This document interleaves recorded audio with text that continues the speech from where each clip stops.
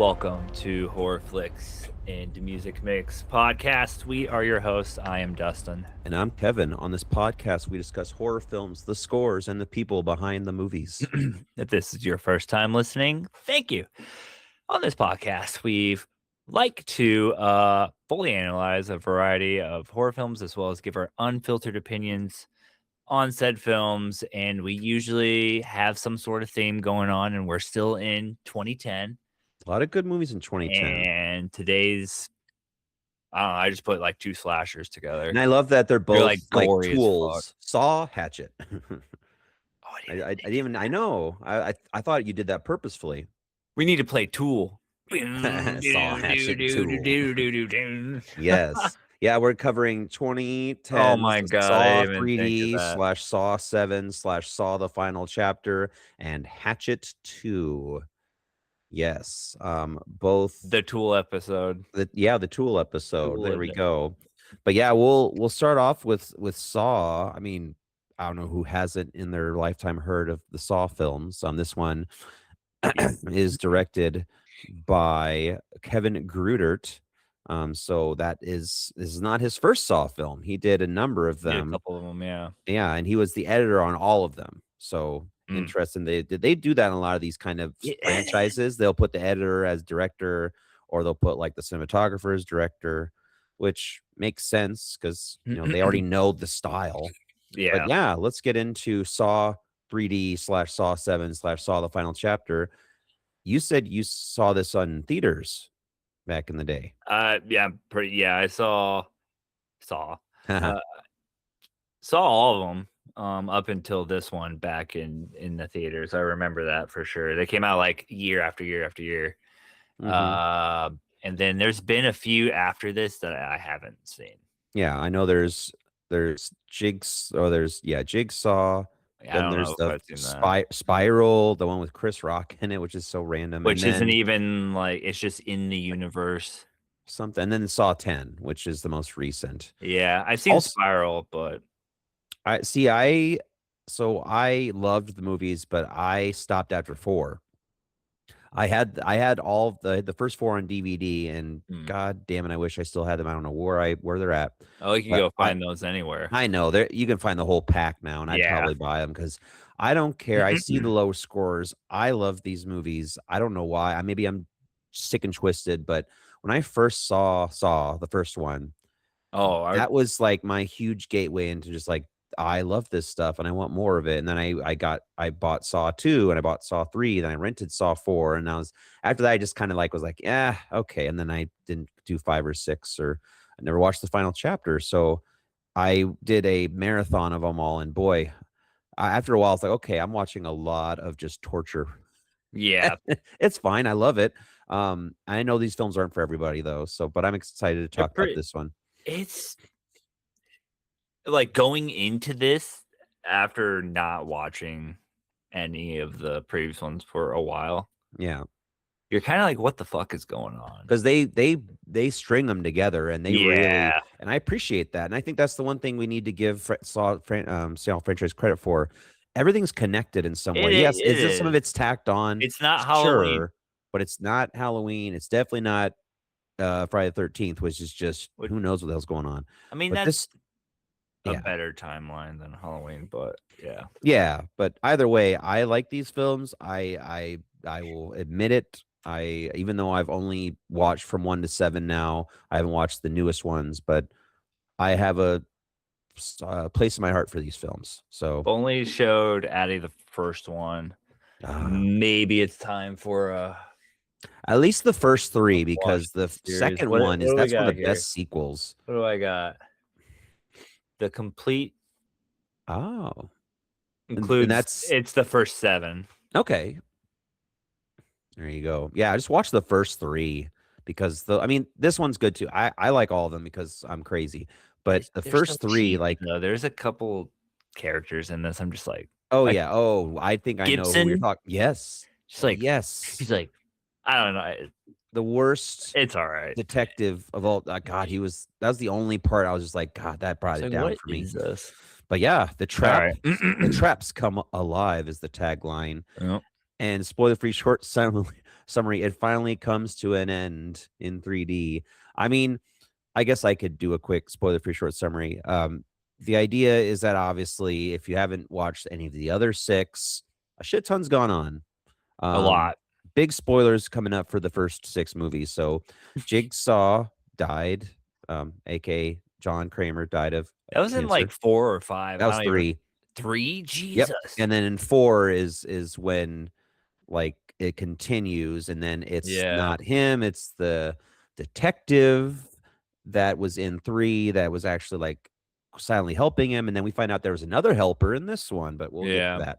So essentially it's this detective in 4 and 5 who's putting through the traps, and John Kramer's wife is back in the picture. She's not dead, or she left him, I guess, but she's like back to do his work. It's a lot of craziness. So like, don't worry about it. Traps, and Chester Bennington RIPs in there, and some really good gore. That's all you need to know. There was like one, at least one of the traps where I would no, That's what I love about these films. It can't. pushes to the edge, and It does. especially be It was the fish hook. yeah, I was just like, yeah. no. Oh, It, uh, like no. Okay. So okay, my notes on so is oh wait. wait, yeah, wait. Trigger Oh, warnings. oh, yes, a lot. Extreme gore. These are Not body for the weak of heart. horror, hanging, torture, teeth shit, hooks, spikes, Yeah, eyeball, whatever, you name it. Anything you don't like, it's probably gonna happen. yeah. Any gore-related stuff like this, It's probably and gonna happen. mhm. Skin stuff, Oh, needles. ooh, yeah, Wait a good minute. stuff. Oh, I I love watched it. these Okay, things. so I watched. So uh-huh. So we start with a flashback of the first one, opening credits. It's Home Dog, Dr. Gordon, with his leg cut off. He's crawling and crawling and crawling it. Yes, that would be great. He cauterizes his leg on a hot steaming pipe Hell yeah. right away. You're like, what the heck? Intense music, city theme. Oh shit. It's okay, so it's a public square. First trap. 2 dudes woke up in this glass case and they're in a trap with 2 saws. And of course, they're Yeah, like across from a like a table. table saw There's on each actually side. 3 saws. There's Yeah, one oh, yes. sticking up and then one in front of both of them.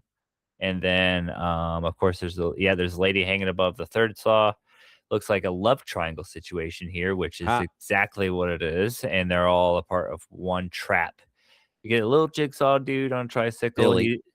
Okay, Billy, he's like, y'all are fools for this love triangle.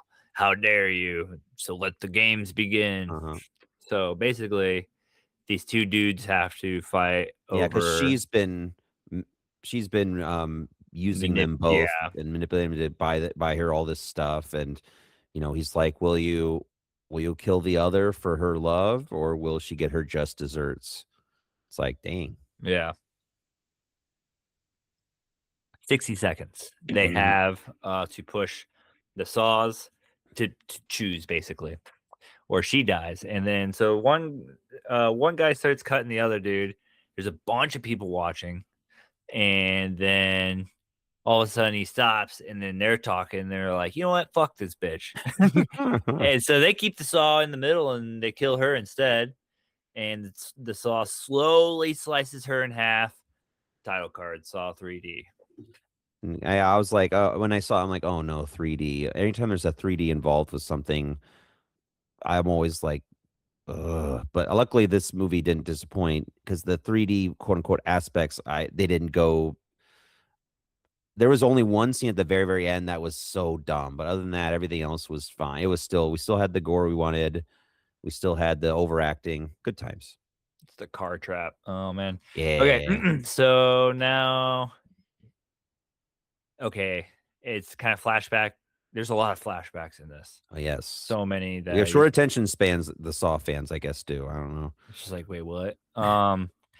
So events in 6. One of the guys' name's Hoffman. That's the detective. He's in a trap, but he gets off Yeah. before it rips his face open. The lady who put it on him is running now. We find out that's Jill, who was John's wife. John's wife, Jigsaw's Mhm. wife. He patches himself up. Then there's a newscast about events that had just happened while this dude sews his mouth Ooh, ah, like back, yeah. like Joker style. Mhm. So and then it cuts to Jill. She's at a police station, wants to talk to Detective, I think Gibson, and tells him about the accomplice of John, who is Hoffman. And Gibson's like, Yes. holy shit. Yeah. She's like, "I want full immunity. I'll tell you who was actually doing all this." Yep. It's like, "Ooh." Cuts back to Hoffman. He's turned full psycho. Then cuts to an interview with one of the previous survivors. And this is when I wrote I should have rewatched the series because going into this as a standalone movie, Yeah. you don't know. I'm I'm It's glad I did. I mean, the marathon got it. It took a lot, and and I was like, "Oh, this." Like by the sixth movie, I'm like, I do like these movies, but trying to watch them all with days within each other, I was getting a little burnt out. yeah. But I still enjoyed it. So I there were some things that I missed that I'm glad this movie reminded me of. I was like, "Oh yeah, I forgot." Then number 5, that was important. But yeah, He gives a whole spiel of surviving the trap. This dude is Bobby. from Oh, Boondock Saints. holy shit! Yeah. That is him. Yes. Yeah, Sean Patrick Flannery. Now that's a movie. I know it's not a horror movie, but God, That is him. Holy crap! yeah. I didn't Mhm. even think of that. Okay. Yep, he gives he's talking about surviving a trap, and then he goes and talks to his wife and they take off and then it cuts back to Jill. It's spooky and dark outside with the little tricycle in the middle of nowhere, Oh, and she gets kidnapped outside the police department by Hoffman question mark, who's got this ridiculous okay. So there's this ridiculous trap. It's like a harpoon soapbox car that's attached to a rail system. it's got like a big what is that? Like a measurement tool, like a triangle measurement tool, but it's like Oh yeah. sharpened. Um, Like a framing square kind of. yeah, yeah, like a giant framing square that's completely sharped to the. It's crazy. Yeah. I'm just like, how do you build this? And then Jill splits in half. Oh, but it was only a dream. Okay, yeah. Yeah, I was like, dang, that because it went like it's like the scene in Terrifier 1 when he has the woman hang upside down. He has the saw. I was like, oh no, Yeah. yeah, like that. But it was a dream. Just a dream. Then it cuts to our boy, Chester Bennington, Yeah, stuck in a car. He's shirtless and his skin is stuck to the seat. they must have used like 5 whole if that, what were to happen, probably use like 5 whole things of Gorilla Glue. Oh, man. There's three other people. It's all a fucking weird trap. I'm just yeah, okay. This Mm, chick's underneath the car. So the car's like hanging. mhm. Chick's underneath the car. There's a dude tied in like from the mouth Yeah, like around his in jaw. yeah, in the back of the car or behind the car. And then there's another dude on like stuck to a wall in front of the car. Yep. And Evan and his friends are racists. It's like dang. So that's why I didn't feel as bad. I was like, "Oh, Right. wow." I mean, So other than that's Chester Bennington. Other than that, I was like, right. yeah." Evan's stuck to the seat. He's got to reach forward. He's got to basically rip his skin off, reach forward, and pull a lever within the time frame. Otherwise, everybody's fucked. Yeah. And then, yep, 10, 9, 8. So he's like trying and trying, Literally, his skin's like it's showing it's ripping just off. ooh, and it looks gruesomely beautiful. But Ugh. too late. They all die. She gets ran over. Fucking Her head just head smashed by the tire. Dude's jaw and arms get ripped Yeah. off, and then Home Dog gets smashed into the wall, and Evan flies out through the window, crashing into another car. That's probably my favorite scene. That was just Yeah, crazy ridiculous. that's what I. Not And even because it's Chester Bennington. It's just ridiculous.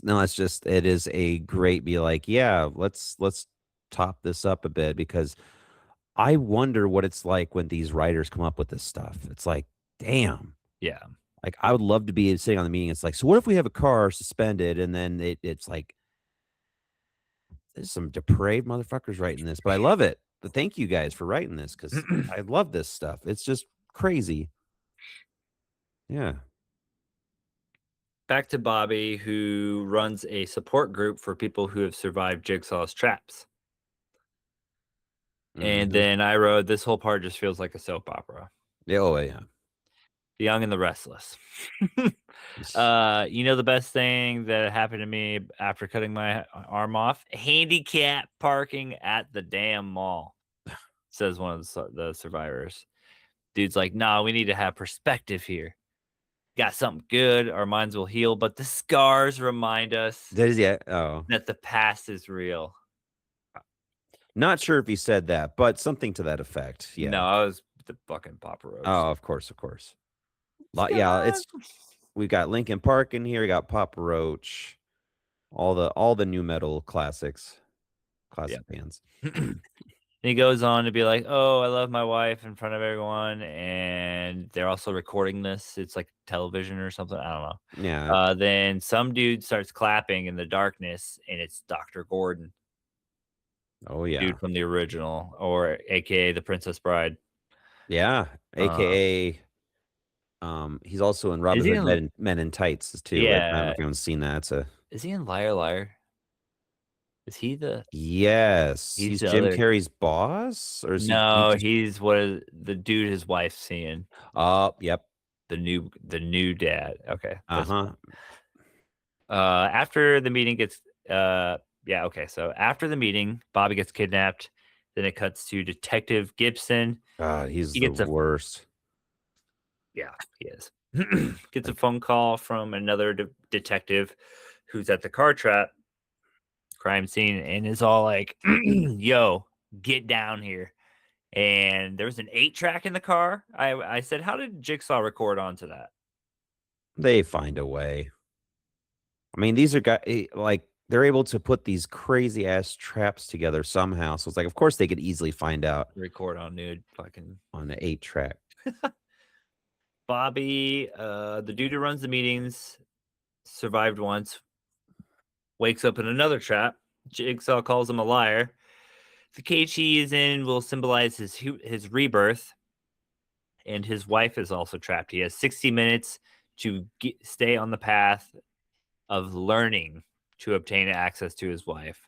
Then his cage gets yoinked and hung, and then he gets the bottom falls out. He's over spike traps, but he holds on, swings out, and jumps over the spike traps. Then there's a flashback. There's Mhm. there's a lot of flashbacks, flash Lots of forwards. flashbacks. And Um, this is the funniest one where he actually is this the one where he actually oh, wait, no, not yet, because he picks up a book here in a bit, and there's the like, it is a great meme, if you've ever seen it. We'll get there, but I don't think I've won't seen it. mention it yet. You'll know it when I say it. Okay, a flashback to his idea of selling his story. Mhm. Bobby moves forward. He follows the path slash line through the rooms, and it cuts to Detective Hoffman and Jill. Or no, Gibson and Jill. And the detective is like, "What the fuck? You tried to kill Hoffman? Your fingerprints are on this trap." That's when I was like, "This guy is cheesy. Yeah. You're crazy. There's a new game. Crazy." He calls her crazy like 7 times. Yeah, and he's Safe like house it's crazy. like, "Stay here, crazy." It's like, who ta like, this is please get him out of here. That's that's the thing about the Saw films that I don't know what I don't Dude, care what everyone yeah. says. I've always appreciated, like, the acting, which I know some people are like, it's really over the top, but that's the point, but this guy just he sucks. Sucks. He was Ruins it because it we is. had remember the first one we had Danny fucking Glover. Then the Yeah. second one we have Donnie Wahlberg, which, yeah, not a big name, but still a pretty damn good actor. And then the third one we have the first 3 we have the girl from, Starship Troopers, like, some pretty Mm. decent big names, and then they're like, "Hey, for the second one, let's get this guy." It looks like they literally just got him off the street and be like, "Hey, do you know how to act?" Let's get this Let's get guy. yeah. God, he Oh my god. just every Crazy. time. Crazy. That's the junkyard. A couple bombs go off, and then it cuts back to Jill, who gets sent a DVD. There you DVD by go. Hoffman. Hoffman is like, "Give me Jill." Okay, Gibson intercepts the DVD, of course. Hobson's like, "Give me Jill. The game stops and no more people will die. And if not, then more people will die, and it will be your fault." Yep. Crazy. Crazy. Bobby shows up in another room. This lady's in a trap. He tries to figure out everything. It's his publicist. He's got to pull the fish hook out of her stomach slash throat. There's a key, Yeah. or she's gonna get spiked to death. And this is the part that Ooh. I ki- And I of course, anytime I mean, she's you see my notes. anytime yeah, yeah, just like you just went like this. No. Anytime that she makes a noise or screams, the volume meter goes Yeah. up, and that means the spikes Okay. go a bit Yeah. faster, which is like, damn, that's kind of hard to do. Terry got fish hook out of your throat, knowing that it's cutting up your, vocal cords and all the and it's like you're trying not to scream, but it's like, who could it not? And then I love how he's like, "You should just fucking shut up, shut up." It's like, dude, you try that then. Fish hook in your fucking throat. Yeah, that was brutal. That was oh, The worst. oh, that's a good one. The worst. Yeah. Ah, I would ugh. rather get sawed in half. I don't know. Just no. The Ugh. fish hook just seems so like it would Mhm. take way too long and it would hurt way too much. Just Yeah. fucking chop me in half, please. Ugh. So, Nope. Yeah. okay. Yeah, flashback to Tobin Bell wearing the hat That backwards. is Is the that the meme. meme? Okay, yes. So it's like when old people try to look hip and it shows it Yes. like, why did they do that? They could have just had him wear a regular baseball cap. But so they're doing this flashback. So this Bobby guy, he was a writer. He was just a deadbeat. And then he and his friend were like, hey, let's come up with a scheme to make some money. He saw all these survivors talking about surviving Jigsaw. There was not many, but some. He's like, what if I wrote a book about my own experience? And then he made up his own story, took story from others and kind of made it into his own and became a best-selling author, like a big best-selling author because of this one book. And so he has this book signing, and who shows up is John and looking like that with a baseball cap backwards. You've seen this meme, I guarantee you. And like a North Face jacket. Yeah. Why did they could have just have him wear a like why? They're trying to make him look younger, I guess, but I know that it just doesn't make sense. Because when would he have Yeah, done this? this one. Between 1 and 2? Between 2 and 3? Before 1? Who knows what else going on? Oh, but yeah, it's the funniest thing ever. That one. Oh, man. I did. Silly. I'm glad that one was in. It's funny that one that's from the final Uh-huh. chapter. Well, yeah. Well, it's not the first final Just like the chapter. 4th one's the final chapter for, Yep. Friday 13th. Yep. Detective is doing detective work on the video from Hoffman. Then they find surveillance footage of Bobby getting yoinked. Then it cuts back to Bobby going to the next room into another trap. Hello, Bobby. Hello, Bobby. His lawyer's on the trap. He's got to step into another machine and lift some bars, or he will get bars pierced through her eyes and mouth.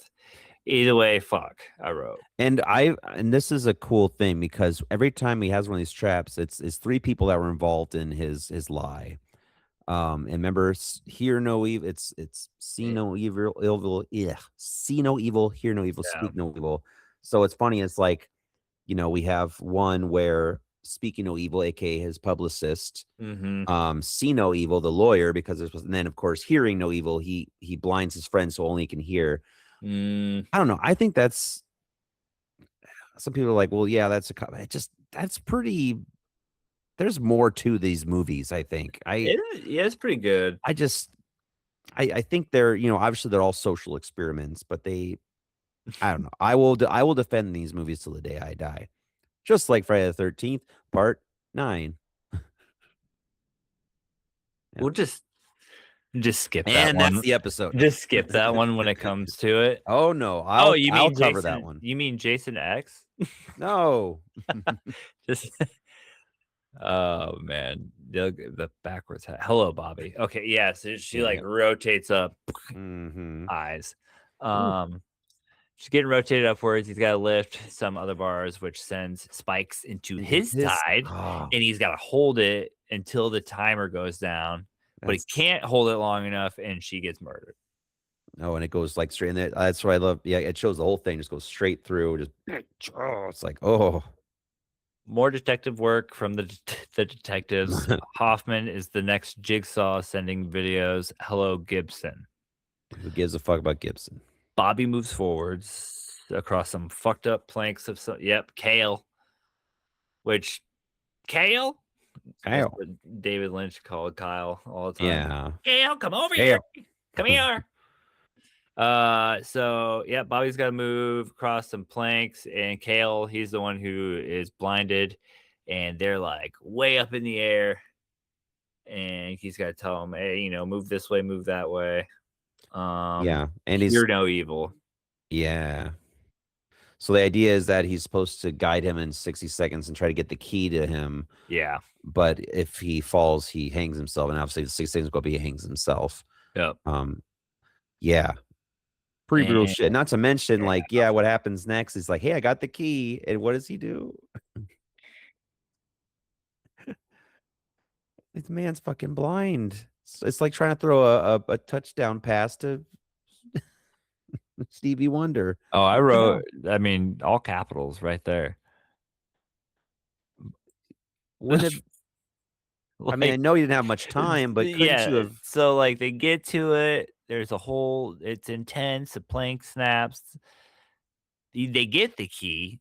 10 seconds left, and then he throws the key. he's like, "Here, how'd The you hand out like this?" Kale, hold out your hand.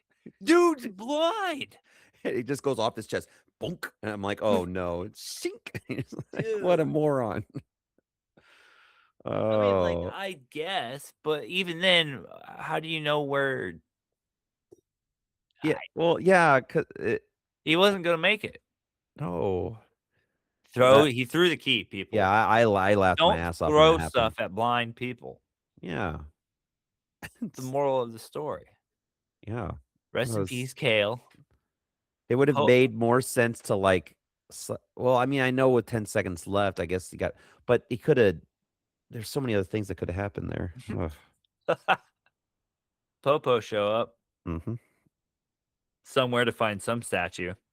Yeah, because in the video, Gibson's like, "Wait, that's like that stat." Yeah, because he's a stupid Oh, I fucking didn't. detective. "Oh, there's a statue. I know where to find that." So they somehow were able to find this little layer with the statue in it of a cherub.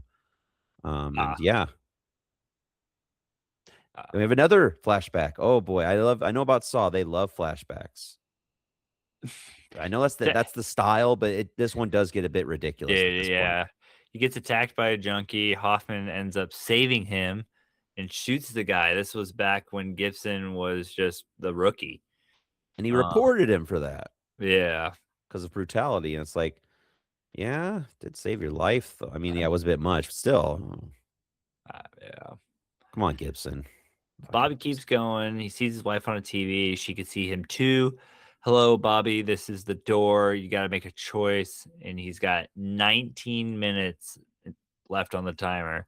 ah, And in order to get through the door, this one, there's a combination. There's a 4 number combination, and 4 of those numbers are on 2 of his teeth. At least he gives him a chart. He's like, hey, it's these teeth. yeah, You she know what doesn't I pull out every mean? single tooth. That's nice of him. Like, he's nice Oh, enough to be like, he gives him a picture chart. It's these teeth. it's the molars, which I think those are the deepest ones into your gum cap. Am I right?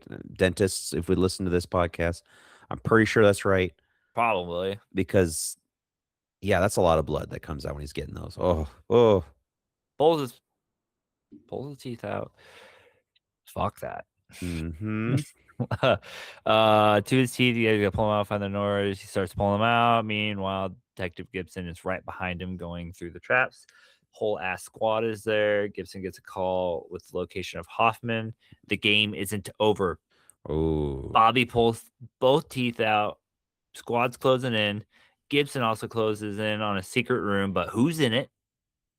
Bobby makes it to his wife. He gets shocked. Hello, Mhm. Bobby. One final task. You have to hook yourself. Ugh! You got to shove hooks into his chest and yoink himself up to something and do something.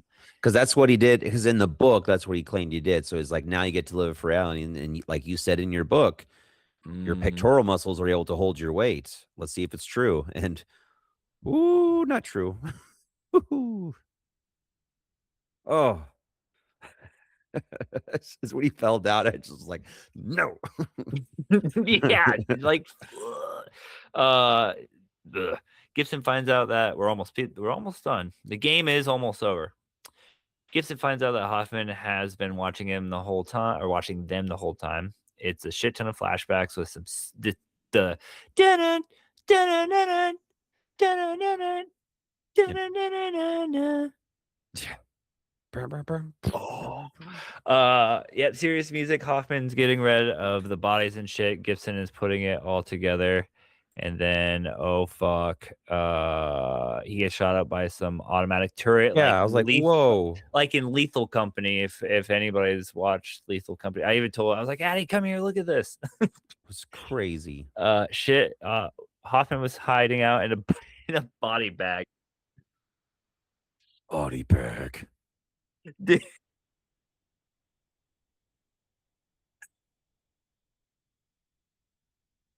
Rickshaw Billy's Burger Patrol.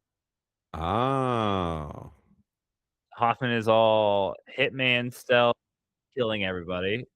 Bobby Yeah. shoves the hooks in his chest, yoinks Mm. himself up with the chain. Here we go. This one's for you. Oh, wait. Can you hear this?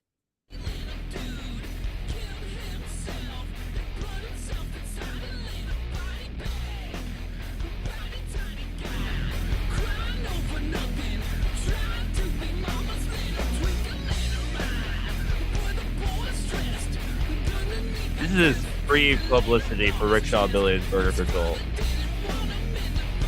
Right here.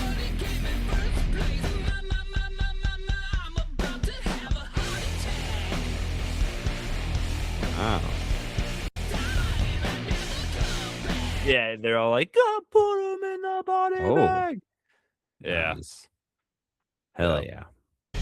I'll need to see them when they come back. Yeah. So back and forth. Hoffman's killing spree. Bobby yoinking his chain. Oh shit! Hoffman finally catches Jill, but she stabs him in the neck. Runs off. Bobby's still yanking, and I wrote, "Holy moly! It rips and he falls." Yeah, I was just like, oh. Jesus. Hoffman looks for Jill. The timer of Bobby's wife reaches 0. She gets put inside. It like flips up and turns into Yeah, this incinerator type deal. and it looks like a pig, like a piggy bank. Oh, Uh-huh. But I interesting. also think that so what I love about these films too is that they actually go back and look at torture from actual like different cultures and centuries. This is based on the was it the brazen bowl, which in Roman times they'd put someone in like a brass bowl. They like encase them in there and put a fire underneath the bowl. And obviously it would burn to death in there, and you would hear them screaming. And since it comes through the bowl, it sounds like the bowl is like giving like like a snorting like roaring sound or something. Yeah. Dang. So I was like, hey, that's what they did there. Yeah. So we get for being a history person, you just learn all this crazy ass shit about medieval torture. It's good Oh times. my gosh, that's fucked. Mhm. Oh gosh, so he fall. Yep. She incinerator. Bobby's all like, no. Back and No. forth. Back and forth, back and forth. Wife burns to death. Bobby does nothing. I guess I don't know what you can do. Hoffman knocks out Jill, ties her to a chair, puts the bear trap on her head. Bunch of flashbacks.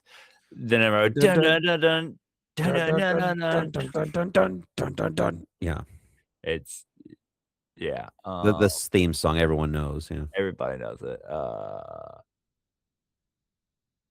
Boom, her face explodes. Oh yeah. So Yeah. he puts the Oh, the bear whole trap. thing. Yeah, Ooh. yeah, yeah, the bear trap on her head. Bunch of flashbacks. Da-na-na-na, boom, her face explodes. Game over, says Hoffman. John Kramer's dead. Everyone's dead. Hoffman takes a bag of money and a gun. He burns everything down, including the puppet. Oh, Billy. And then three people in pigs' masks jump and kill him. Actually, they don't kill him, they jump him. It's Dr. Gordon. Then it flashed back to John Kramer, waking him up after the events of the first movie, fixes his leg, and he's been in it the whole time. They show him in 2, putting the key in the guy's face. They show him in 3, sewing or sorry, 4, sewing his eye.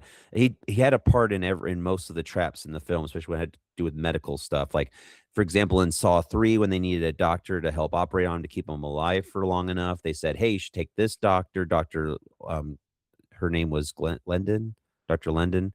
Yeah. So I'm like, oh, of course they connected all of that. But that's some people are like they find that's a cop out or lazy, but I think it works. I think it's like, oh, well, if I mean, he I think had if he had what's her name? I keep thinking her name's Jamie from the first 3. She's the junkie who survives. I oh, think her name's Jamie. yeah, I don't Right, remember her there's so name. many names at this point. I know the Um, face. but yeah, she helped him, so it makes Yeah, sense that the survivors in some way have found out why he does what he does and helps him. So it's like, yeah, that makes sense. it does. Mhm, So it was him the whole time, and flashback shows all that good stuff. mhm. And then they did not kill Hoffman. They knock him out, chain him up in the leg by the leg in the OG room. With all the bodies still there and All the bodies are the there. really grotesque looking foot that's been there now for what? Oh my It's god. like 6 year. I guess I don't know how the timeline is for these films. I assume it I would don't be know. a few years, because all the other bodies are desiccated and Yeah. rotting. Ooh. You throw it. Oh, this part. This is the part where the He 3D I re- was like, okay. Hoffman reaches for the saw. Gordon's like, no. I wrote capital LOL. He throws the saw in 3D. It's the only time. Dun-dun-dun-dun, dun-dun-dun-dun-dun. Locks Right, Hoffman in the right. room, shut the door, game over. Yeah, and there it is. And then we wouldn't get another Saw movie for quite a bit, really. Game over. And you know what he did?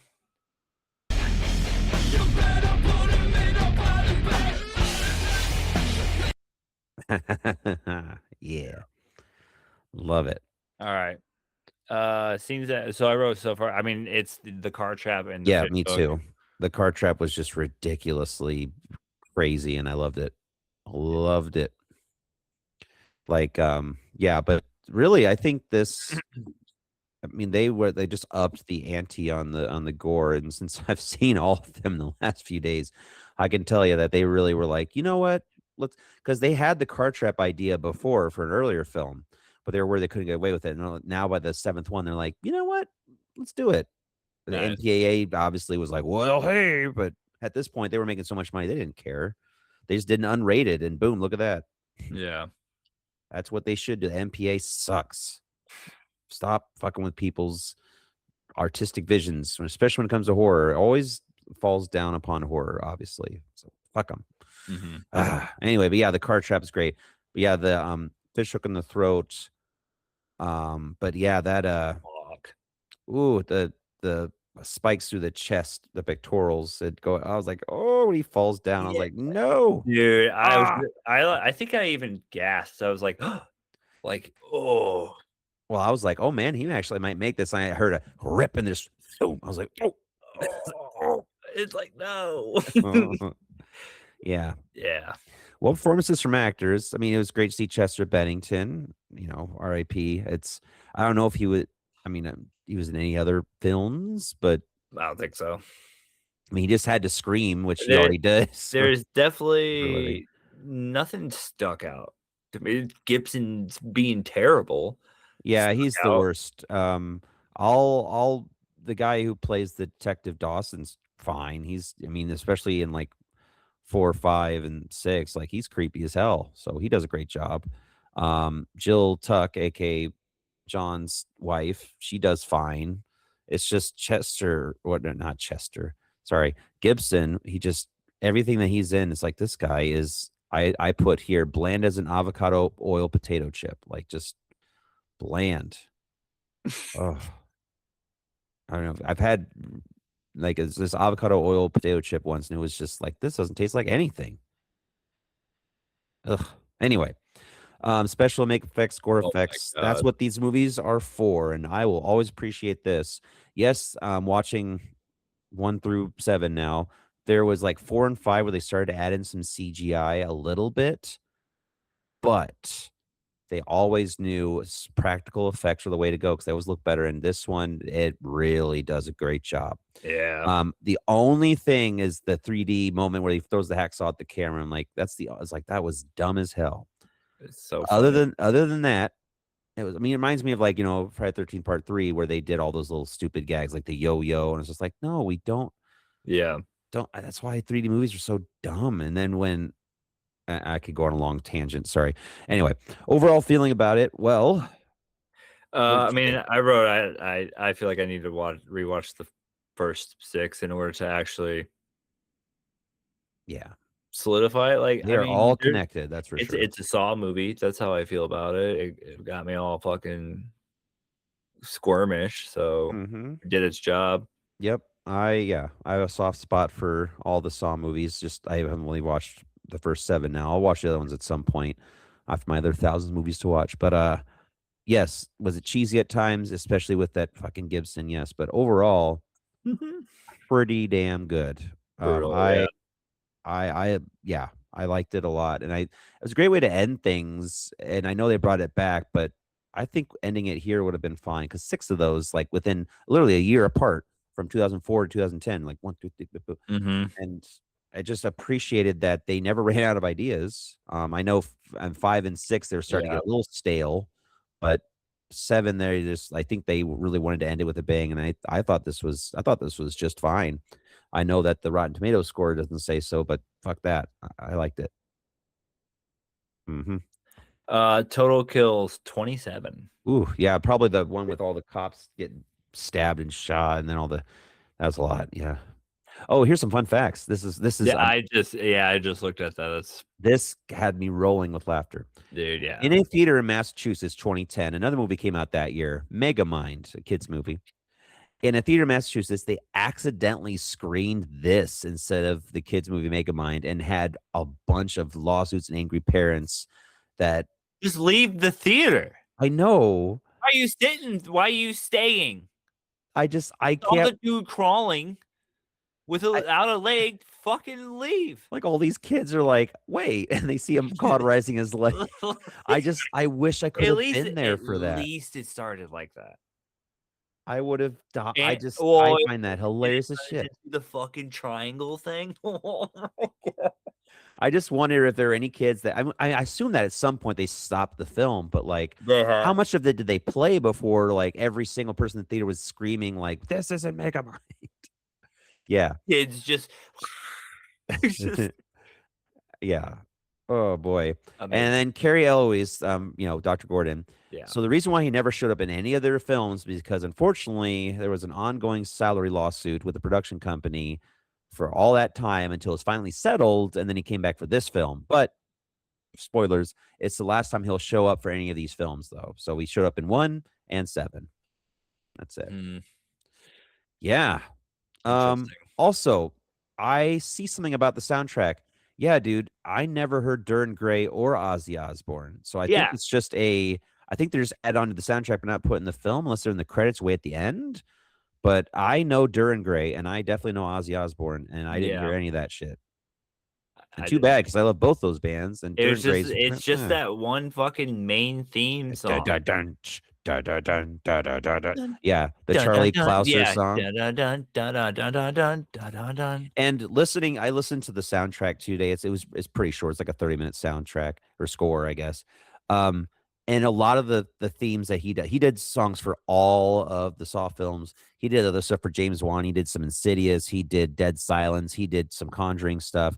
And noticing that his sound is very like he adds it's a lot of similarities. He has industrial sounding like yeah, almost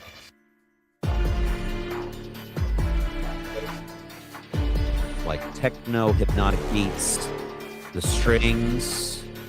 Then he adds in like a lower bass, and that's kind of his shtick. Is that he adds in the orchestral, like violins and cellos, with industrial, with some like. Oh, it's a mix. That was a mix. Either way, it's But still it's very similar to the actual thing. But either way, that's Charlie Clouser's score in a nutshell with all of the movies. Like we know the one main theme. Everything else, though, it's kind of got the same feature, especially when they do those crazy edits when it shows them like da, da, da, da.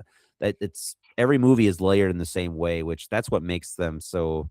That's what makes a Saw film. Like you have, it's like at that point you have to have those certain things, and having Charlie Clouser's music makes sense because that's he made the Saw theme. So all the songs sound very similar. But yeah, nothing stood out other than the main theme. Everything else is yeah. very like, okay, here's an industrial part, then there's some strings on top of it, and then the lower bass. And sometimes it puts like a heavier guitar sound in there. Especially in like the first few where he was kind of adding mixing some new. I mean, the second one ends with Mudvayne for God's sake. So Oh which is yeah. cool. Yeah. Yeah, you're just like, fuck yeah. Yeah, that. So actors and crew. We've got Tobin Bell as Jigsaw, even though it's only his voice in this one, and it's only for like 3 minutes of total time. Oh, he's got the backward hat. Oh, I'm sorry. Yes, of course. Can't Got the backward can't hat. forget that. What a treat we had. It's Costas Mandalore, which sounds like a Star Wars creature, was Hoffman, Detective Hoffman. Betsy Russell is Jill. Carrie Elwes is Dr. Gordon. Sean Patrick Flannery as Bobby. And Chester Bennington I didn't as even Evan. realize that. Yeah. Huh. And I wasn't going to give anything to Gibson. That guy, nope, he didn't deserve to. Oh. That's right. It was that bad. Okay. The writers are Patrick Melton and Marcus Dunstan. The producers are Troy Bigno, Peter Block, Mark Berg, Greg Hoffman, and Oren Cool. So the same producers of almost all of the Saw films, especially Berg, Hoffman, and Coles were a part of all of it. Brian Gage as the cinematographer, Andrew Coots as the editor, Stephanie Gorin as casting, Alex Kavanaugh as costume designer, and boy, the effects department, hundreds upon hundreds of people. Yeah, I can imagine. They had their own, at this point, Saw had their own like dedicated effects people for their stuff, and obviously the best of the best there. Kevin Gruder, who's he? Well, he started off editing the Saw films. He edited the 1 through 5, and then at some point, he was also editor for film of The Strangers, 2008. And by Saw 6, they needed a director, and he was like, I'll do it. So he did Saw 6, and then he did this one, even though he was supposed to do Paranormal Activity #2, which is funny because we also covered that as well. But he decided to go with this because of a contract stipulation. I mean, yeah, why would you? Yeah. I mean, he was so good at it. And then it would be a while until he directed Saw again. He would direct Saw 10, which happened recently. So he's back in Saw universe. That's the most recent one that came out. So, yeah. This movie was released October 29th, 2010 in the US of A. And it's got many names: Saw 3D, Saw 7, Saw the Final Chapter. Budget was $17 million, and the box office, as always, $136.2 million. Like, these movies just made bank every time. Now, I thought this was a bit harsh. Rotten Tomatoes score 9% critics, 41% audience. 9%? Does this really like at this point, people know what the Saw movies are about. Yeah. What are they looking for? I mean, yes, maybe all of that is all that's because of like, Gibson. I mean, I get that, but like it's Gibson's fault. It's still I'll give him 9%. I'll give him 9%, but I'll give the rest 41. That's fine. I'll give the one like 61 at least. It's still fine. I mean, then again, I know these films, like some people like hate them, some people love them. It's like a cheesy soap. This one is like a soap opera that was gory. Yeah, or it's just a gory soap opera. Know, and the term, and I know you've heard this too, like the torture porn era of horror, where we have this in Hostel and Human Centipede. And it's like, yeah, but watching Hostel, two Hostel films, watching these, like, yes, there's torture and yes, there's lots of crazy gore and it's but there's more. I think there's a little bit more to it for some of them. And It's then not again, August Underground. nope. That one's that we'll bleep that out. That those I don't want anyone to watch that movie ever. Damn it, Cameron. I Like, still yeah, like, I will never get that out of my fucking head, that goddamn movie. Um, yeah, where can you watch it? um, I guess either on Netflix or Prime Video or physically. Not Netflix has all of them, so but here's where we get interesting. I'll have Would to. I you don't know. Well, I ki mean, hmm, kill would it, you watch kill, it. watch, or buy it?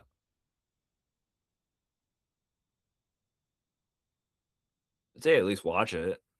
I'd I'd say so too. I There's also like these films this that you could get for less than $10 at y the yeah, it's Saw. You if you like Saw, then you know what you're looking for. If you don't like Saw, don't watch them. Especially don't watch 1 through 7 if you don't like any of them. But I like them. Yeah, I guess don't watch it if you don't like it, but But this is if you're a horror person, then and if and then Saw, I mean, watch Saw it. had a huge like from the 20 from the early 2000s to 2010, like that time period, like a Saw movie come out every year. It always made a lot of money. They were Saw big for a X reason. is $5 on Oh, DVD on Amazon right now. damn. Well, there you go. I'm about to get that. Get it. I want to watch it. That's a maybe that's more of a you and I thing rather than a film club. I don't know. People watch Saw movies. I heard it is nice and brutal. This one. Hmm. Speaking of nice and brutal, Hatchet 2 is talking about next. 2010, directed by Adam Green. Now, Dustin, I can't remember. You said you watched. Oh yeah, you watched the original Hatchet. Yeah, so this was my first time watching this. Second one, yeah. Yeah, And the Blu-ray I got is like the unrated director's cut. that's the way to watch it. Yeah. These movies are just ridiculous splatter comedies with just over the top gore. And that first one, like that Yeah. one will stick with me because that one was just fun. The gore in there is incredible. And it's just the practical effects are just crazy ridiculous. And this one too. And Yeah. that's why we love these films. I love these films. I yet again I saw another lower score. I'm like, you know what, Rotten Tomatoes, you don't get horror. Just fucking critics, fuck off. Like these movies are I fun. they get horror because I don't know, Well, I'll no, go they get some good stuff too, but it's like I just I don't know. I guess I'm very biased when it comes to some of yeah. these because I'm always a big fan of What's great that right now? gore practical effects. And Obsession is still 95 from critics and 94 from I'm audience. seeing it on Saturday with Shelby, so I'm gonna try. I'm staying away from any spoilers till then. But all I know, Curry Barker made some excellent YouTube short films. Highly recommend everyone watches them, especially Chair. Chair is Yeah, I need to check out his stuff. it's 22 minutes. After this, please watch it, dude. You're gonna. It's fantastic, fantastic. Oh, anyway, let's get into Hatchet 2, directed by Adam Green. So Yeah. you said you watched this recently, but you saw Hatchet a few years back, and A while ago. I've only seen it one time. yeah, I like these films. I mean, it's a ode to slashers. It's got Kane Hodder as the main guy. We have Tony Todd, R.I.P. in here. We've got Danielle Hare. It's a who's who of horror royalty, and Adam Right. Green Yeah. knows that. I mean, this is the same guy who wrote a comedy sketch show called Holliston, which no one ever watched. Sorry. I mean, I only watched one episode because it had Guar in it. That's it. That's all I remember Hmm. about it. But I never even heard yeah, it of was it. like an internet show in the it was like late 2000s. I just remember, oh, hey, Gore's in this. And I saw it on YouTube and I was like, interesting. But Hmm. yeah, so Victor Crowley lives. The killer in this is named Victor Crowley. Yes. Oh, that's where you need to put in the Ozzy Osbourne song, Mr. Crowley, at some point. Mr. Yeah, exactly. Crowley. What are they down in your head? Spoiler free short summary for us there. Sorry, I started typing Mr. Nope. Crowley. Okay. Picking up right where the original ended, Mary Beth escapes the clutches of the swamp dwelling killer Victor Crowley. After learning the truth about her family's connection to the hatchet wielding madman, Mary Beth returns to Louisiana swamps along with an army of hunters to recover the bodies of her family and exact the bloodiest revenge against the Bayou Butcher. Bayou Butcher. Mhm. Well, trigger Bone warnings. on the Bayou. Yeah. Trigger warnings, yes. There's Obviously, some gore stuff. is ridiculous. Some nudity. In the beginning, there's this really weird, like Like, what is this? pedophile. I don't know how to describe it, but it's not like ridiculously. It's really weird. It's like, okay, why is this? Because they're trying to show that the guy in the original movie who was trying to film these two girls, and it's like a girls gone wild type deal, like he was a POS. It's like, okay, but do we need to do it with that? That was done. That was weird. And a few other weird things in here that I know they're just trying to pad runtime because they only have so much money for with the low budget for all the gore effects. But it's like there's Mm, some stuff in here that I was just like, nope, move on. So yeah. we'll get to that though. I still liked it. Anyway, we start right off with the original. Daniel Harris is putting a thumb through Victor Crowley's eyes. So Victor Crowley is a Yeah. undead creature who stalks the swamp. When He's ugly. he ugly, yeah, he ugly. And he stalks people who are in get out of his swamp, and then he butchers them in awful ways. A random fisherman helps her out and brings her back to his cabin. At the cabin, she's talking about how she came to the swamp, trying to find her family, and she's like, Victor killed them all. And he's like talking to her about how Victor is not a legend. Like, that's not a thing. He wants her to get to a doctor. And he gives her a drink, but it's like a piss jug to drink out of. Yeah. The weirdest thing. Yeah, like a hospital, like I was like, what? And he even says, drink up, it's still warm. I think he was giving her piss. Oh god, that's funny. What? There's a lot of strange humor in this, but I love it. But she was, yeah. Yeah. We find out her name is Maribeth Dunstan. The hunter's like, wait, you're Samson's kid, and tells her to get the hell out and fight right home. Yeah, Yeah. And then she's like, I'm gonna go talk to Reverend Zombie. What's in your head? Sorry. As he starts looking through a bag he found, as Mary Beth leaves, he finds a camera and he starts looking through and oh boobs. And then all of a sudden it flashes to another one with a younger girl with braces. I'm like, oh no. And then the Yeah. next one is the cameraman following a little girl into it was like, why? And well, not a little girl, but like a tween, but still it's like Yeah. Even the guy was like, oh, no. good. I was like, no, what? No, don't do that. It's the weirdest thing ever, not necessary. Either way, the loner guy hears a noise and yells out, I didn't know who the girl was. I did nothing. And it's Victor. And he decides to rip out his intestines and drag him over with them like he's like choking with his own innards. And then as he does that, his head flies off. I'm like, great start. It's crazy. It's It like is just, splatter comedy. it's just I love it. bonkers. Yeah. Yeah. What did you think of that beginning there? I mean, it just, yeah. The kills, pretty much the same thing. And like, yeah, sure, they were probably just the first off, the piss jug. I was like, what? Second off, the video camera. I was like, what is happening? But Yeah. it's really, and even the guy watching it is like, what the fuck? And then that's it. Because I know, it's just that's like, it was it. not necessary, it was so weird. Yeah. So, and then the rest of it's just the fucking gore and stuff. And it's just one of those just brutal, Yeah, ridiculous kills. It's like a Jason Voorhees. That's all. it's Yeah. almost like the guy who played Jason Voorhees ha so It's almost like he's in it. yeah. Anyway, That part, yeah. yeah, Yeah. we start off with a song, we get the credits, and it's Ministry, Just One Fix. I thought, Hell yeah. yeah.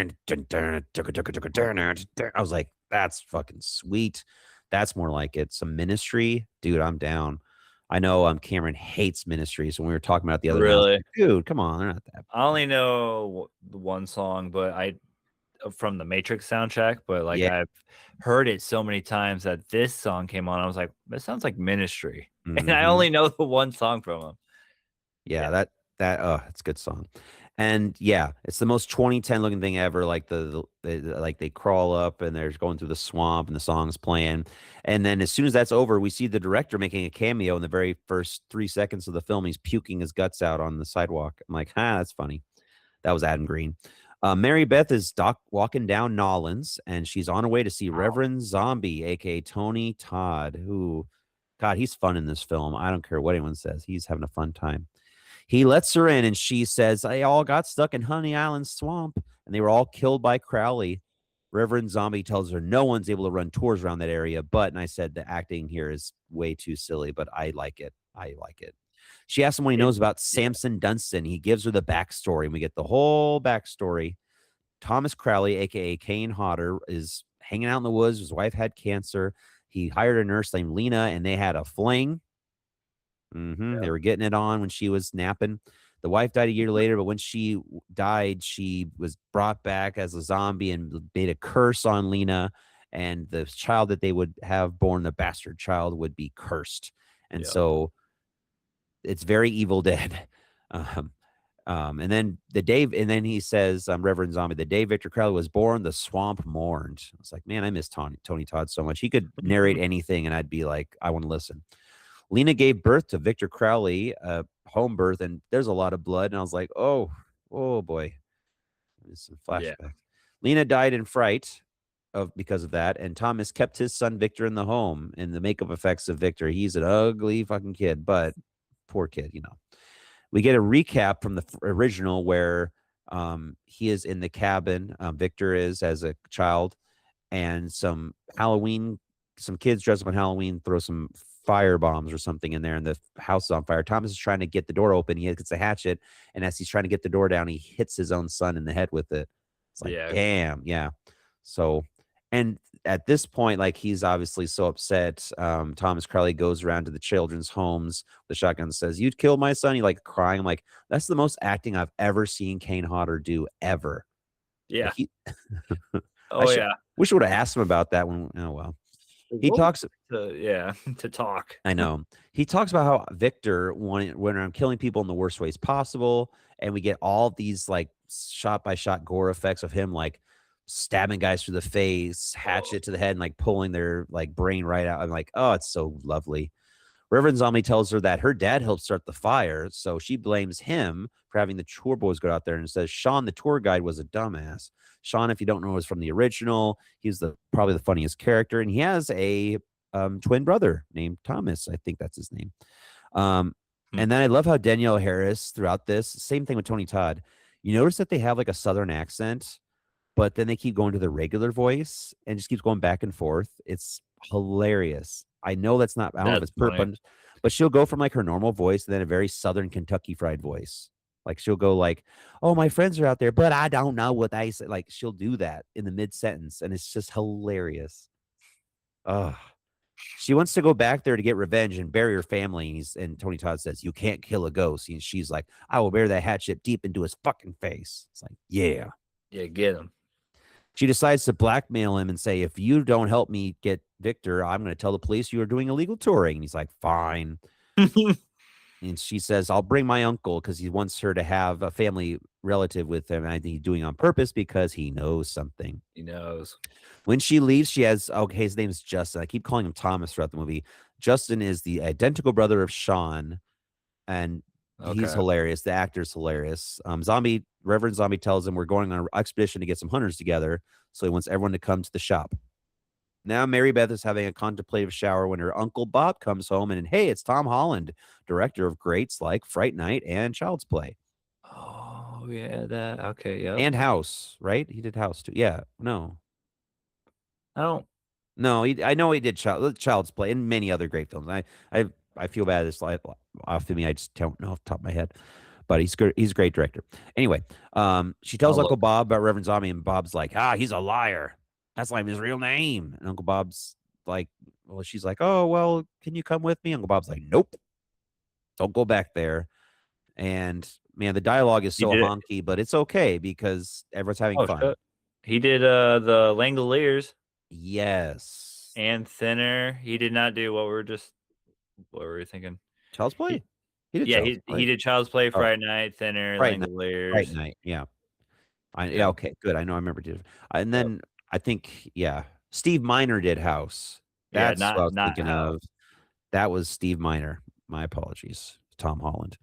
Okay. Um, I keep thinking Tom Holland like Spider-Man, but Yep. some hunters are coming into the shop, and we have some great characters in here. Have you ever seen the show Superstore?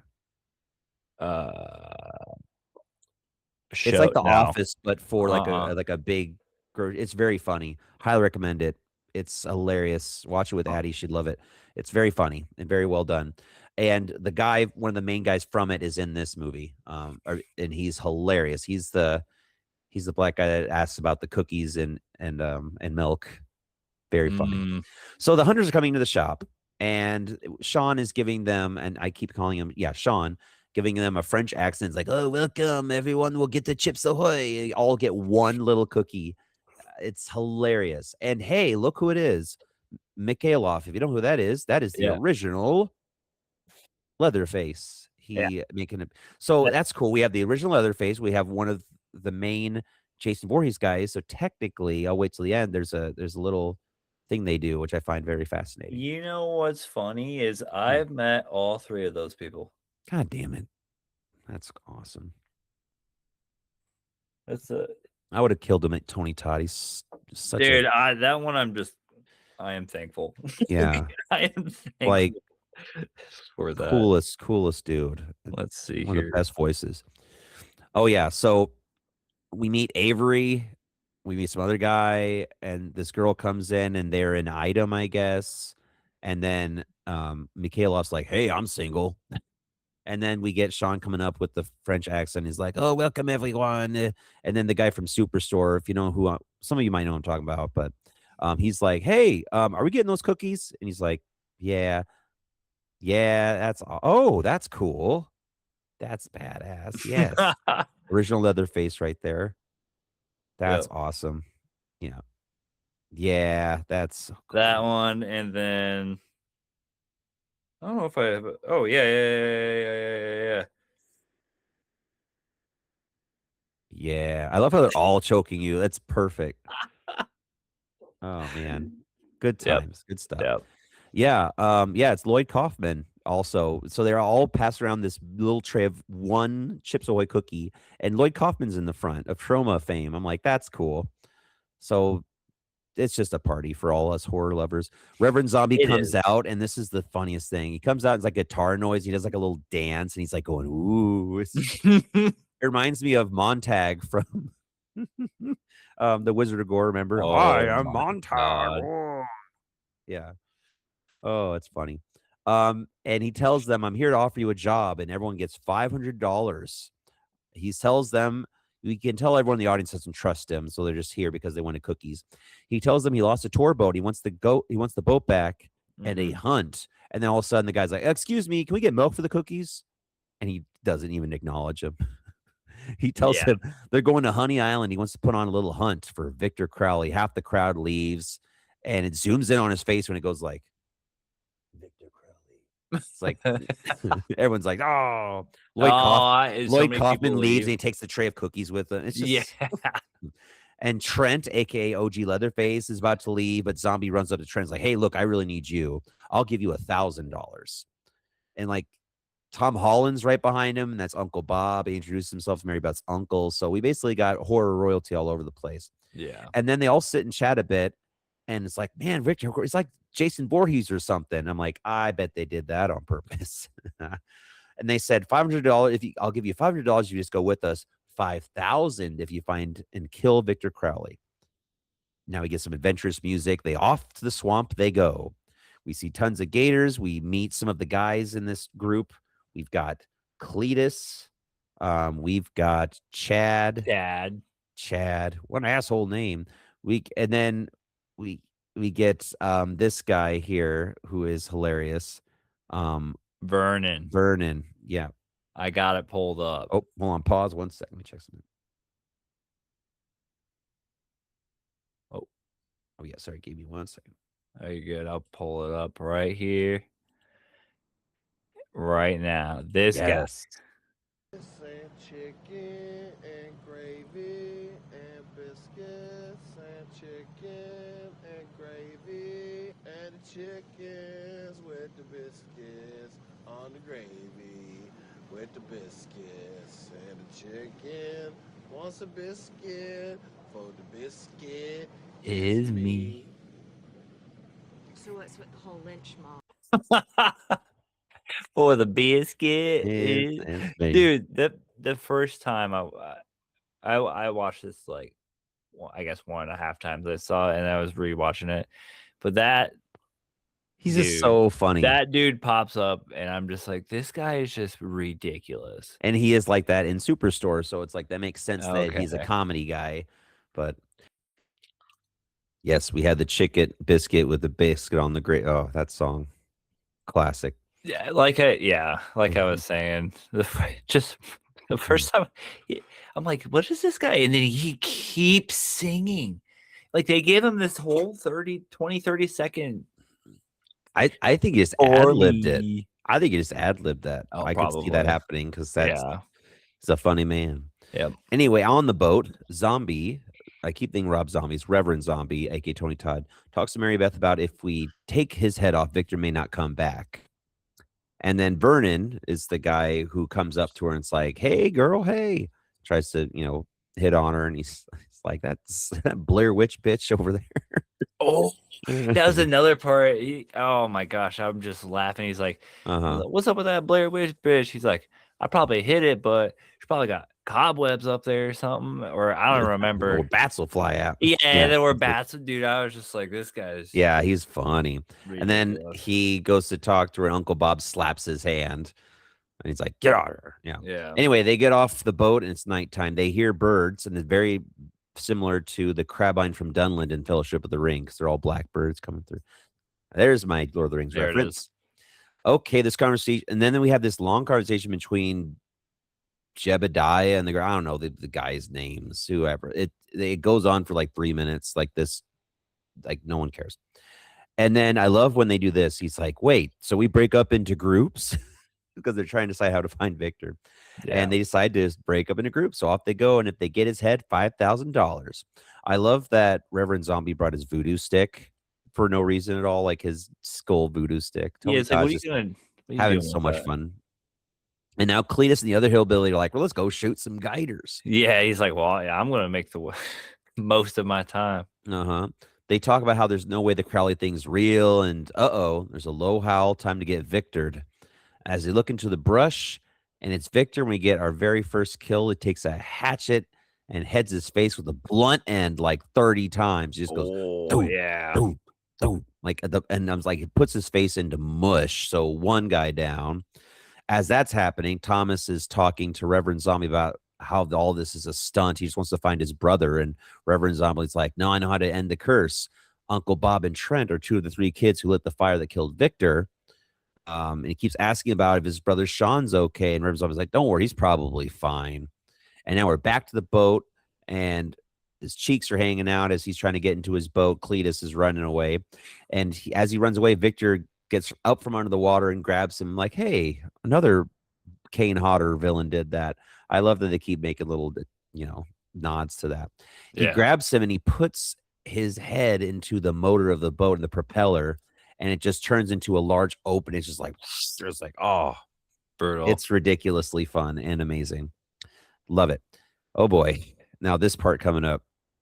Now the girl and her ex-lover guy are about to go fuck in the swamp. And well, Dude, this part, that's I was what just like, "What?"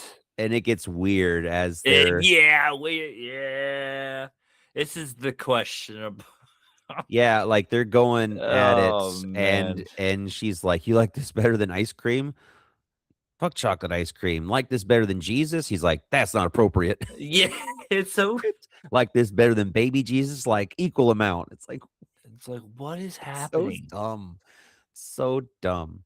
Yeah. Oh, and then of course Victor Jesus. hates that shit, so he chops his head off and he starts like, convulsing. She's like, "Whoa, already finished?" Because the blood's getting all over. She's like "Oh my god, slow down." And And you're just then like, she turns around, and's like, "Jesus." "Whoa," and all of a sudden Necrophilia. Victor's a coming, and he puts a hatchet up her hoo-ha and through a rib cage and gets stuck in her chest. He's trying to get it out. He's having a tough time getting out of her chest. Get it? Because it's plastic. That's clever. Yeah. That's funny. Yeah. Damn. That was brutal. Jesus. Mary Beth and Uncle Bob, Reverend Zombie, and Thomas are in the old house with Trent. They're all trying to wait for Mr. Crowley. What he's got in her head. We hear a roar in the distance. Mary Beth's like, shut the door. Let's get ready. Uncle Bob confronts Reverend Zombie. It's like, hey, this is a trap. The funny guy and the silent man are now out in the swamp still just messing around. And all of a sudden they hear something.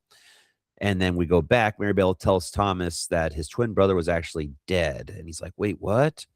18 minutes of this will be it's only 18 minutes left, but I bet they're going to be insane 18 minutes. And boy, was I right.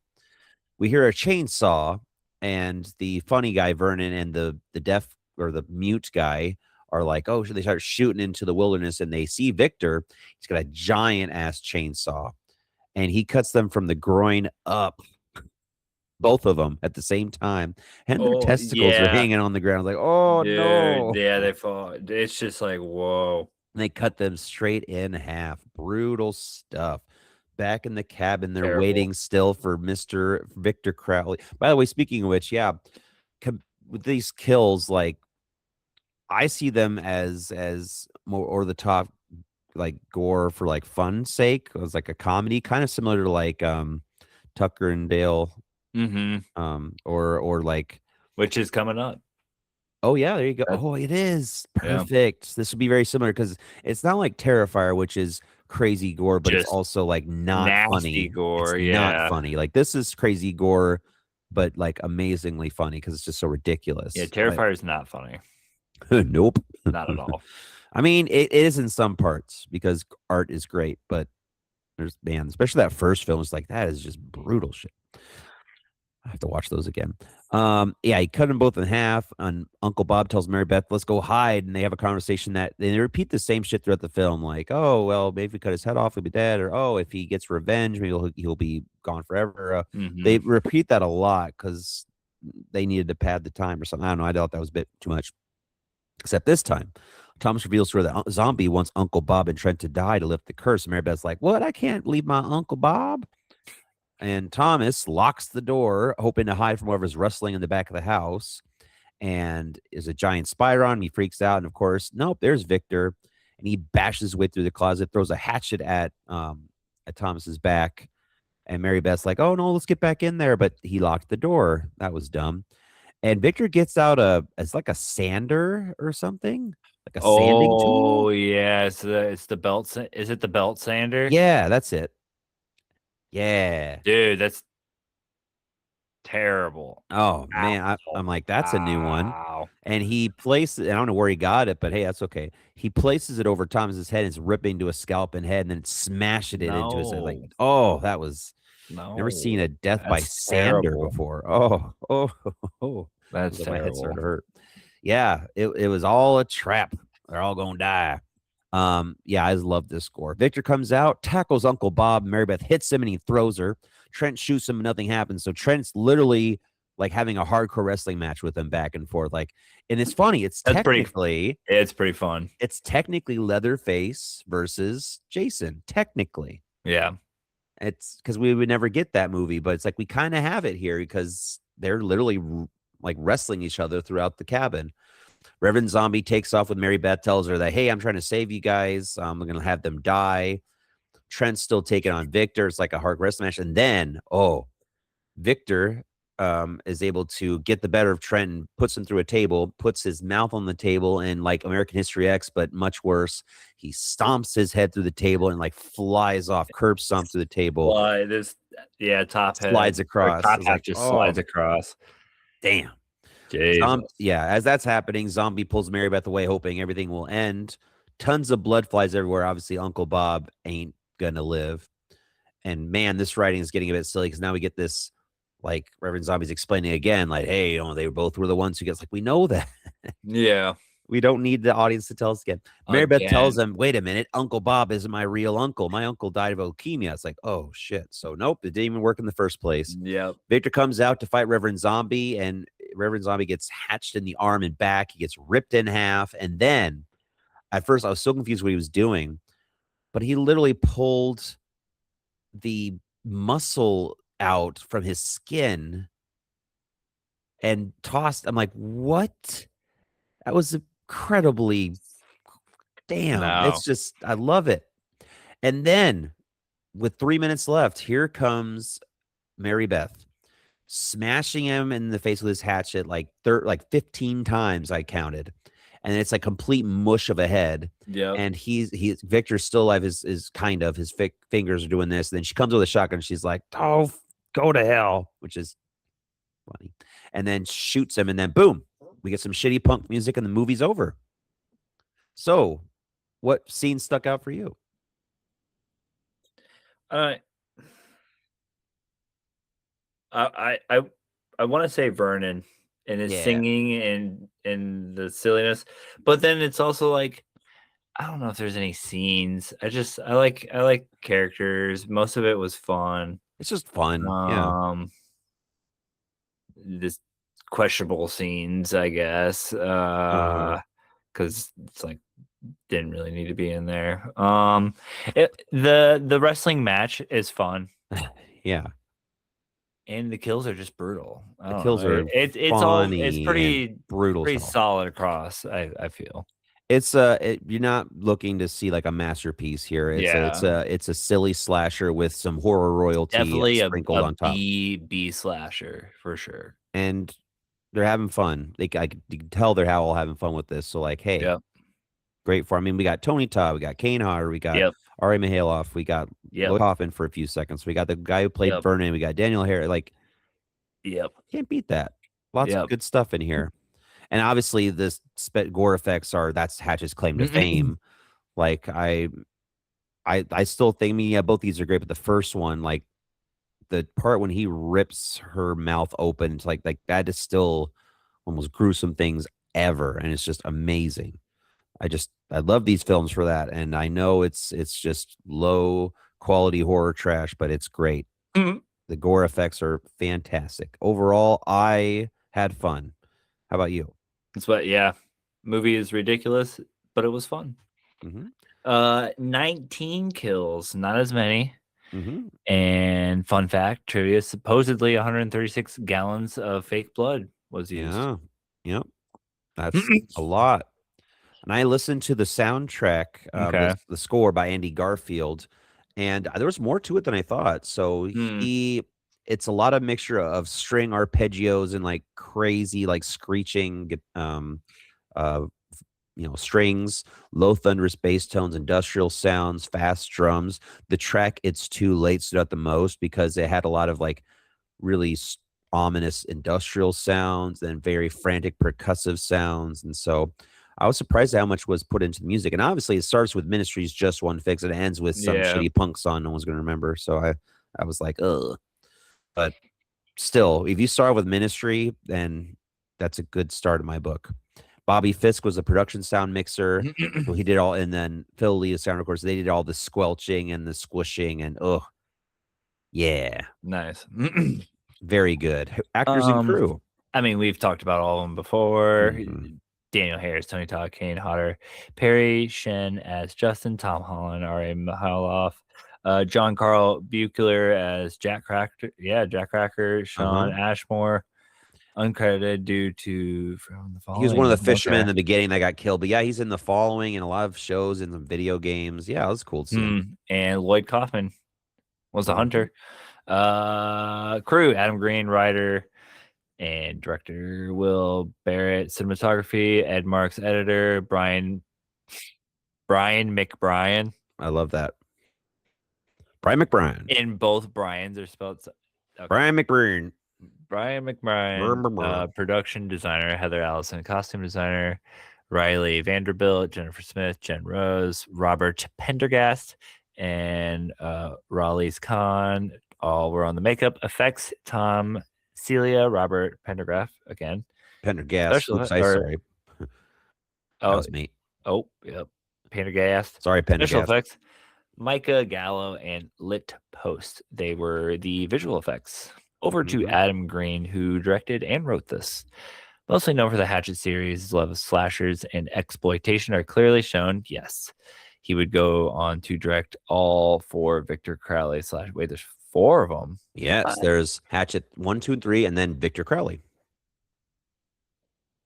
Oh shit, I gotta get those. Then Uh-huh. a series, Coffee and Donuts. I'm down, which would later morph into Holliston. Okay, an exclusive series through FearNet. Okay, he would also direct films such as Frozen, not that Frozen, Not that Frozen. as well as a mixture of other horror shorts, anthologies, and one of his co-hosts of. Oh, okay, he's one of the co-hosts of the very popular the Movie Crypt podcast. I think we should. Hello. Yeah, we should see if they want to do anything. Hello. Yeah.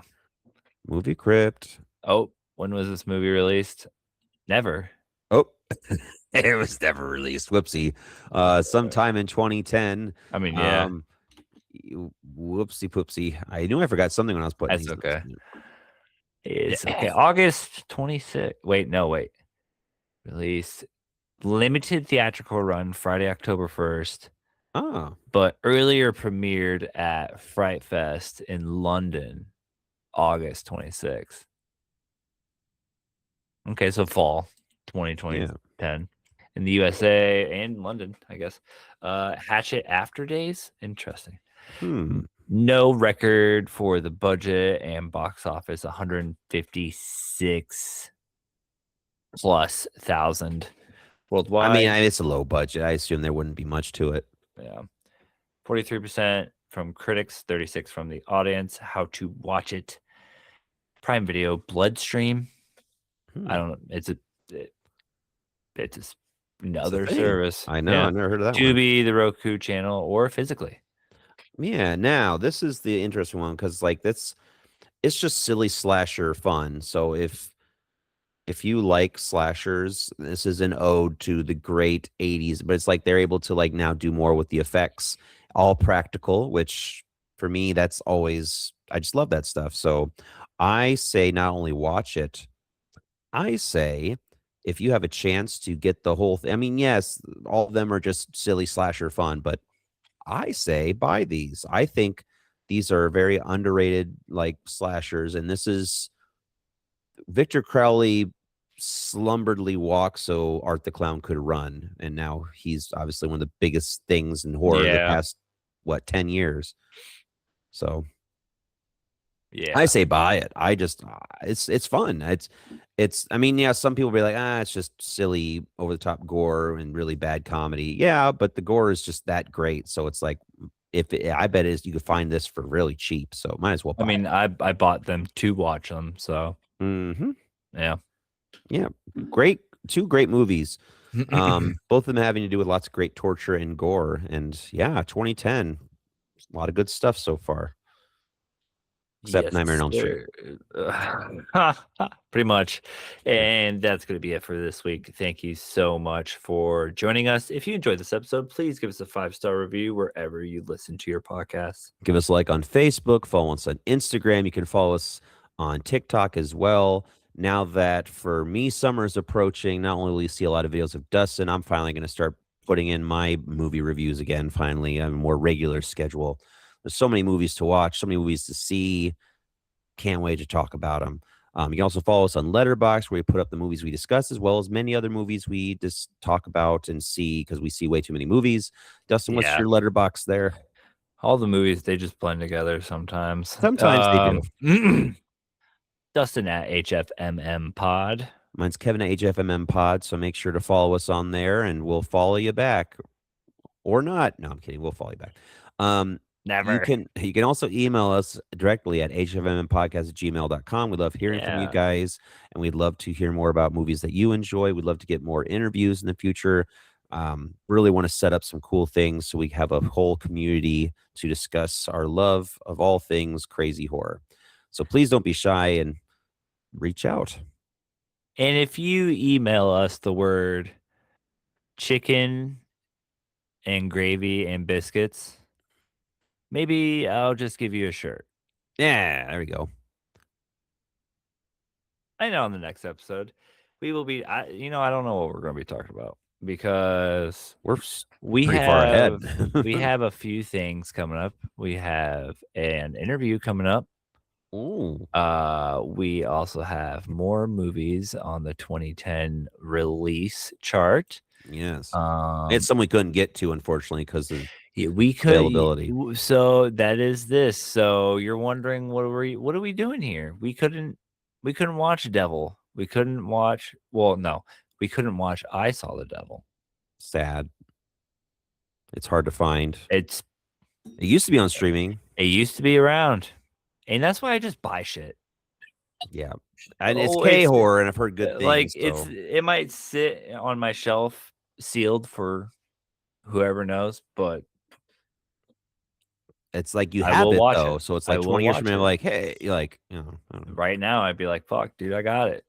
We're watching it. Mm-hmm. So next up for the 2010, we have My Soul to Take from Wes Craven, going back to Wes Craven, and Insidious. Ah. We got those. And then we have interview with the guy, Tony, I believe is his name. Sorry. Who made the VHS is Life. Oh, yeah. Tape cleaner. So we're going to have him on. I have one of those tape cleaners, and I also won the fucking Scream one, dude. That's out of your 10th VHS. I love it, though. That's cool. Oh, my gosh. Yep. So, yeah, that's what we got coming up. Hell yeah. Plus more movies. Plus many more. We have 1, 2, 3, 4 more episodes of 2010. Man. Which we're going I guess through. we'll go on to 2020, which I'd rather not remember ever, but there was some good horror that year. There's also... or we could just go back in time. We'll decide. Maybe we'll vote on it. We'll figure it out. Until then, everybody, stay spooky.